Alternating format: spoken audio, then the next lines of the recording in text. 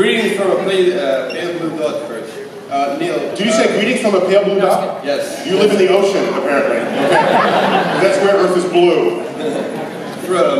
From your point of view, is there a space in the science, the universe, and the Big Bang Theory for a concept of God? Is there room for a concept of God? Yes. In a free country, yes. From your scientific point of view. So scientifically, what you can do is you can ask, what are people's concepts of God? And there's like a wiki page that lists all the gods that civilization has worshipped over the thousands of years. So in that question, you actually have to be very specific.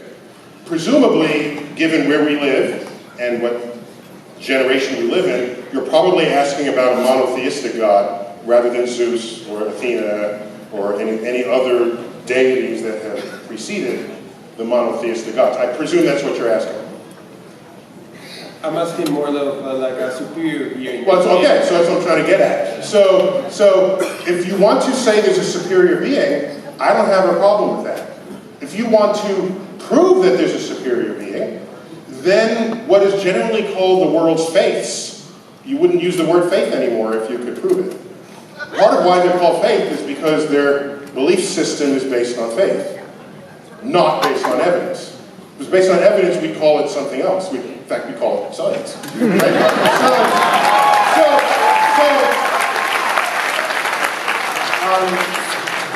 If you have evidence that there's a supreme being, that would be awesome. Okay? That would be, wow, cool. So what is it? Is it that 250,000 people in Indonesia died from a tsunami? Is it that 250,000 people died in Haiti from an earthquake? Is that what it is? Is it that people die from malaria?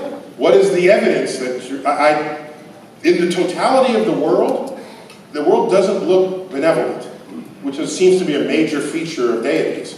So I'm waiting for really good evidence, and I haven't seen it.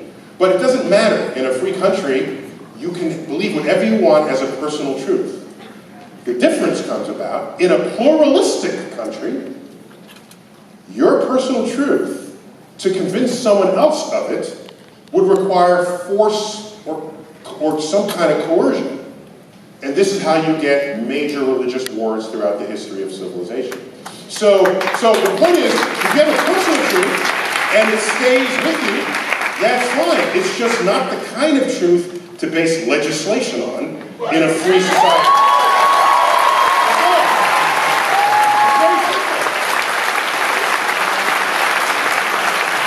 If you have a personal truth and start creating legislation based on it, it's no longer a free democracy, it's a theocracy.